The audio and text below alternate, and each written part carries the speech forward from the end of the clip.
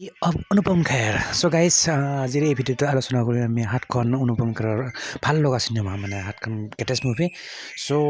দেৰি নকৰোঁ guys without wasting Euro time let's gate start the video' বলক guys এখন চাই লওঁ ধুনীয়াকৈ আমি ডিটেইলছত আলোচনা কৰিম সো হাতখন অনুপম খেৰৰ আটাইতকৈ ভাল লগা চিনেমা ঠিক আছে সো নাম্বাৰ 1 আহিলে আপোনাৰ এইখন চৰা কি এইখন সাৰাংশ SAARANHH সাৰাংশ আৰু এইখন ৰিলিজ হৈছিল আপোনাৰ 1984ত 1984 চনতেই মানে জন্ম হোৱা নাই বাৰু কি কয় এইটো ৰিলিজ হৈছিল সাৰাংশ এইখন হ'ল আপোনাৰ অনুপম খেৰৰ প্ৰথম মুভি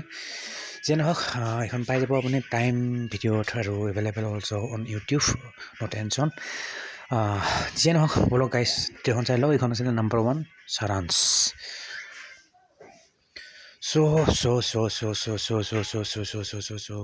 নেক্সটখন আহিলে আপোনাৰ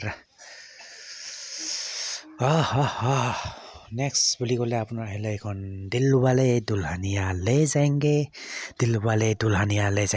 আৰু এইখন ৰিলিজ হৈছিল আপোনাৰ 1995 মানে 1995 চনত ৰিলিজ হৈছিল এইখন অনুপম খেৰৰ তৃতীয়খন মুভি মানে পপুলাৰ মুভি আৰু মানে জনপ্ৰিয় মুভি বুলি ক'ব পাৰি গ্ৰেটেষ্ট মুভি চ' এইখন আছিল দিলৱালে দুলহানিয়া লে যায়েংগে চ' বলক নেক্সটখন চাই লওঁ নেক্সট আহিলে আপোনাৰ এইটো খচলা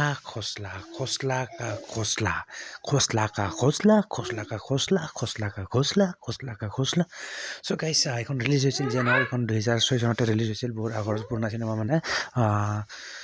এইখন পোৱা যাব এতিয়া available also' Disney plus Hotstar and যে নহওক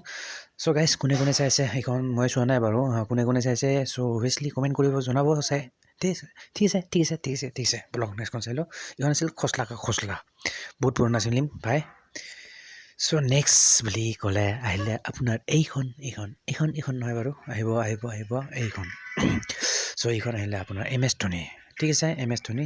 যোনে নেকি কিৰদাৰ নিভাইছিল আপোনাৰ সুশান্ত সিং বৰ্তমানটো নাই এটা প্ৰেজেণ্ট মানে ঢুকালে তো সকলোৱে জানে সুশান্ত সিং ৰাজপুত চ' যে নহওক বহুত ডাঙৰ এটা ইনচিডেণ্ট হৈছিল চ' যে নহওক গাইজ সেইখন আছিলে আমাৰ MS ধোনী আৰু এইখন হ'ল আপোনাৰ অনুপম খেৰৰ এখন জনপ্ৰিয় মুভি আছিলে আপোনাৰ অনুপম খেৰৰ ঠিক আছে চ' এইখন MS ধোনী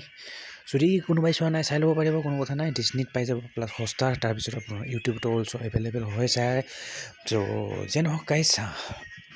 এইখন ৰিলিজ হৈছিল আপোনাৰ 2016 চনত ৰিলিজ হৈছিল সুশান্ত সিং ৰাজপুত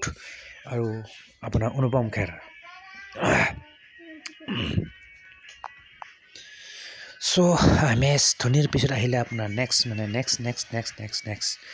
আহিলে আপোনাৰ স্পেচিয়েল 26 আৰু এইখন আপোনাৰ ৰিলিজ হৈছিল আপোনাৰ 2013 চনত ৰিলিজ হোৱা এইখন আপোনাৰ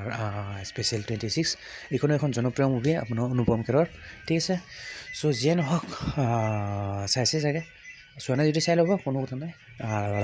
ব্লক নেক্সট চ' নেক্সট বুলি ক'লে আহিলে আপোনাৰ এইখন অহা নাই বাৰু আহিব এইখন হ'ল আপোনাৰ ৱেডনেছডে 2008ত মানে ৰিলিজ হৈছিল এইখন পাই যাব আপোনাৰ নেটফ্লিক্সত এভেইলেবল কোনো কথা নাই টেনশ্যন নাই ডণ্ট মাইণ্ড চ' এইখন আছিল আপোনাৰ এখন জনপ্ৰিয় বা পপুলাৰ মুভি আপোনাৰ নাম আছিল ৱেডনেছডে ৰিলিজ হৈছিল আপোনাৰ 2008ত ঠিক আছে চ' নেক্সট বুলি ক'লে আহিলে আপোনাৰ এইখন লাষ্ট মানে এইখন মেনে গান্ধী কাও নাহি মাৰা মই গান্ধীক মাৰা নাই মানে যে নহওক এইখন চিনেমা আপোনাৰ ইউটিউবত পাই যাব চ' এইখন ৰিলিজ হৈছিল আপোনাৰ 2005 চনত বহুত পুৰণা চিনেমা বাইদ হবে যিয়ে নহওক গাইজ এইখন আছিলে আপোনাৰ অনুপম খেৰৰ অন্যতম এখন মুভি চ' গাইজ এইখিনি আছিলে অনুপম খেৰৰ আপোনাৰ 7খন জনপ্ৰিয় মুভি মানে গ্ৰেটেষ্ট মুভি অফ অনুপম খেৰ চ' গাইজ মই পটাপট নামবোৰ আৰু ৰিপিট কৰিছোঁ ৰিপিট ঠিক আছে বলক So, 7 greatest film of Anupam Kher. So number 1 আহিলে আপোনাৰ এইখন আছিলে সাৰাংশ আৰু এইখন ৰিলিজ হৈছিল 1984ত। তাৰপিছত আহিলে দিলৱালে দুলহানিয়া লে যায়েংগে আৰু এইখন ৰিলিজ হৈছিল আপোনাৰ 1995ত 1995 চনত। দিলৱালে দুলহানিয়া লে যায়েংগে। তাৰপিছত আছিলে আপোনাৰ খচলা কা খচলা আৰু এইখন ৰিলিজ হৈছিল 2006 চনত। তাৰপিছত আছিলে আপোনাৰ বুলি ক'লে আপোনাৰ নেক্সট আছিলে আপোনাৰ এইটো MS Dhoni the untold story 2016 চনত ৰিলিজ হৈছিল এইখন 2016 চনত ৰিলিজ হোৱা এইখন MS ধোনী। তাৰপিছত আহিলে স্পেচিয়েল 26 এইখন ৰিলিজ হৈছিল 2013 চনত।